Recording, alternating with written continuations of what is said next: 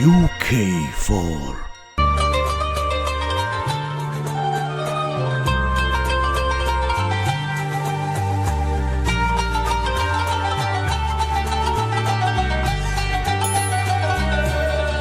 رمضان كريم.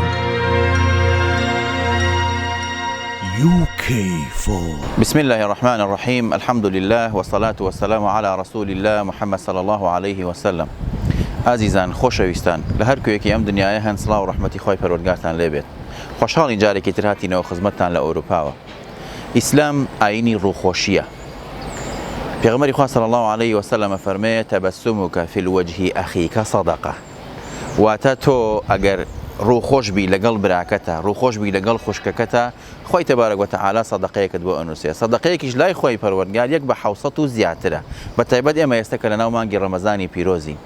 بۆیە بەڕاستی زۆر زەرورە ئەم کاتی بە ڕۆژووبوونەمان وامان لێ نەکا کە ڕووخۆش نەبین لەگەڵ خەڵکە، بە تایبەت ئەوانەمان کە لە ئەوروپا دەژین، چونکە پێویستە ئێمە دینەکەمان هەمیشە دینی ڕووخۆشی و خۆشگوزەرانی و پێکەوە ژیان بێ لە ناو خەڵکە.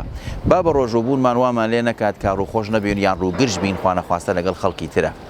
بۆیە گە سەیرکەین پێغەمبەری خوا صلی الله عليه وسلم لە وەصفی ڕووخۆشیە دەفەرمێ ڕووخۆشی لە بەهەشتەوە هاتووە، تا صفاتی ئەهلی بەهەشتە و هەروەها صفاتی مسلمانانیشە و صفاتێکی جوانی پێغەمبەری خوایە صلی الله عليه وسلم. یەکێک لە صفاتە جوانەکانی پێغەمبەرگیان چییە؟ ئەوەیە کە ڕووی خۆش بوو لەگەڵ خەڵکە و بە ڕووخۆشی بانگی خەڵکی کردووە بۆ ئاینی پیرۆزی ئیسلام. بۆیە زەرورە ئێمە جوابین بەم شێوازە بین لە ناو خەڵکە. ئێمە چۆن بتوانین ئەمە بکەین بە کردار؟ خۆشەویستان، ڕووخۆشی ئەبێ بیکەین بە کردار لە ناو خەڵکە. کاتێک کەسێک دەبینی سڵاوی لێ بکە بە ڕووخۆشیەوە، چونکە کە تۆ سڵاو لە کەسێکەکەی بە ڕووخۆشیەوە پاداشتی لەسەر وەرەگری و سەدەقەیەکی لەسەر وەرەگری.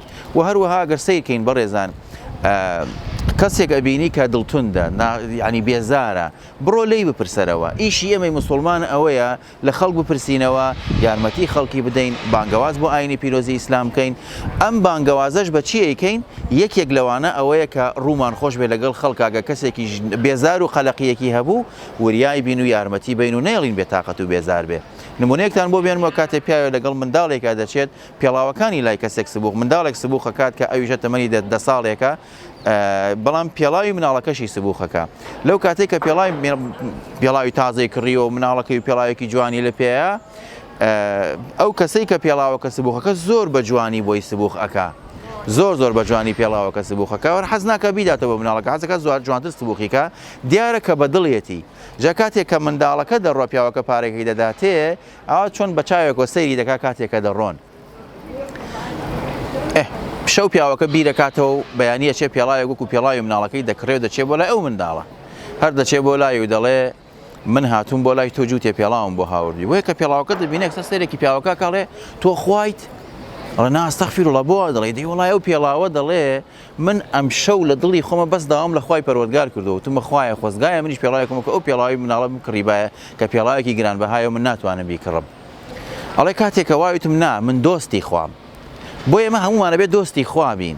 ئەو منداڵەی دڵخۆش کرد ئەو پیاوە، دڵنیام خۆی پەروەردگار دڵخۆشی دەکا و دڵخۆشیشی کردووە و دوعای ئەو منداڵەشی بۆ گیرا بووە، چونکە مادام دوعاکەی گیرا بوو پێڵاوەکە ئەو پیاو بوو بە وەسیلەیەک بۆی هاورد، دڵنیابن دوعای چاکەکانیشی کە بۆی کردووە، دڵنیام دوعاکانیشی ئەوەشی هەر گیرا دەبێت.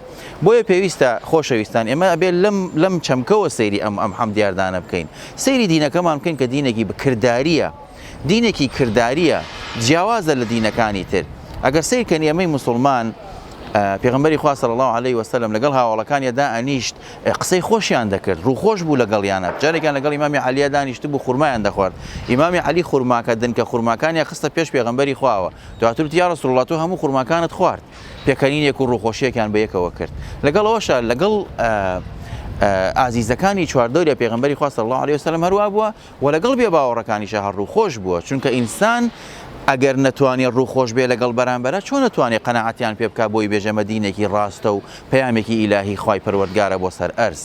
ئێمە گە نمونەی وڵاتەتان بۆ بێنینەوە. ئێمە ئێستا لەم وڵاتە لە وڵاتی بەریتانیا ئەگەن ئەو نمونەتان بۆ بێنینەوە وشەیەکیانەیە پێوترێت سمایل.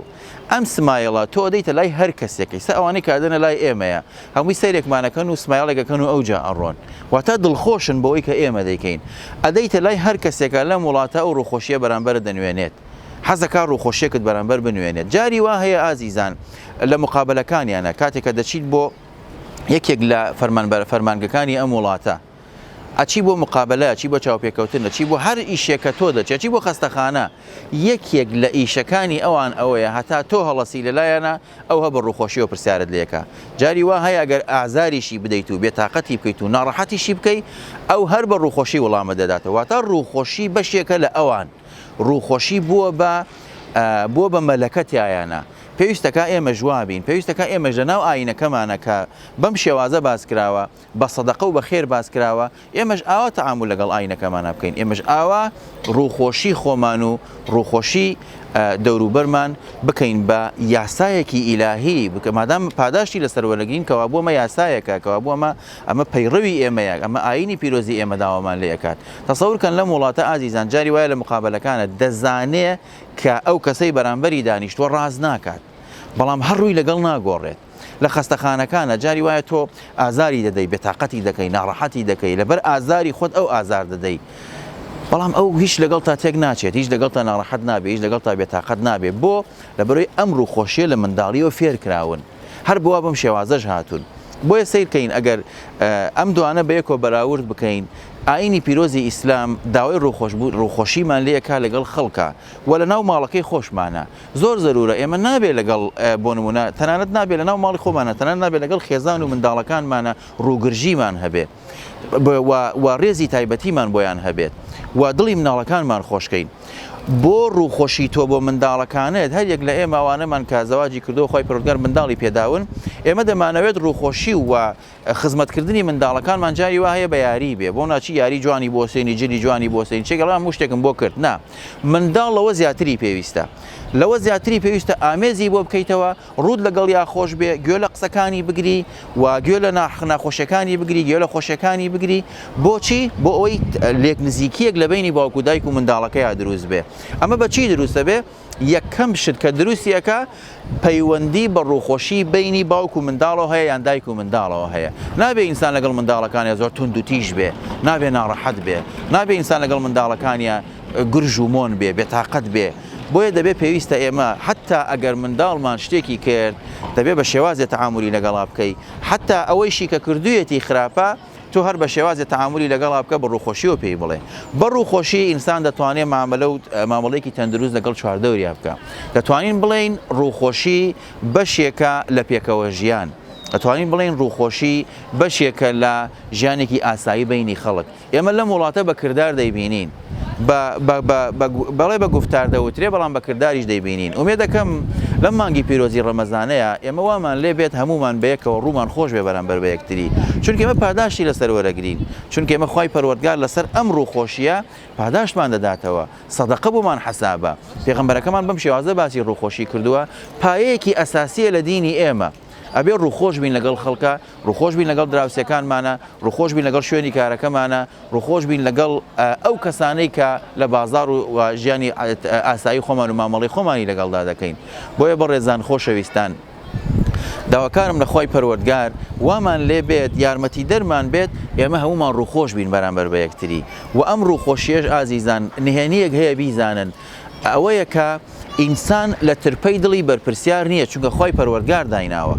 خوای پەروەردگار کاتێکی بۆ داناوە کە ڕۆژێ ترپەی دڵی وەستا ئیذا جاء ئەجەلهم لا یستەخیرون ساعة ولا یستەقدیمون، کە کۆتایی پێهات دەڕوا.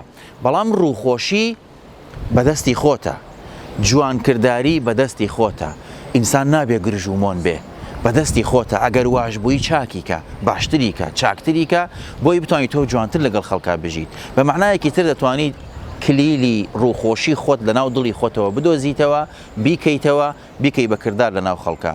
با ڕوومان خۆش بێ لەگەڵ یەکە. ئێمە بەرپرسیار نین لە هەموو کێشە و ناڕەحەتیەکانی ژیان، بەڵام بەرپرسیارین لە خودی خۆمان، بەرپرسیارین لە ئەوەی کە ڕوومان خۆش بێ لەگەڵ لە پێشە لەگەڵ خۆمان، دواتر لەگەڵ خێزان و ماڵ و منداڵمان، ئەوجا لەگەڵ هاوڕێکانمان، ئەوجا لەگەڵ دەوروبەرمان. داواکارم لە خۆی پەروەردگار هەمیشە ڕووخۆش بین بەیەکەوە، دڵخۆش بین بەیەکەوە، ئاسوودە بین بەیەکەوە، کامەران بین بەیەکەوە، لێبوردە بین بەیەکەوە، عاقیبەت خەیر بین. خۆی تەبارەک وتەعالا مانگی پیرۆزی ڕەمەزان دووبارە لێمان قبول بکات و بمان کات بە ئەوەی کە لە کۆتایی مانگی ڕەمەزانەوە هەموو گوناهەکانمان لێمان خۆش بوو بێت و بە پاکی و بە شێوازێک کە خوا خۆی لێمان ڕازی بێت لی دەربچین لە کۆتاییە. تا حڵقەیەکی تر و بەرنامەیەکی تر، وەسەلام عەلەیکوم وەڕەحمەتوڵڵاهی وبەرەکاتوه. UK4.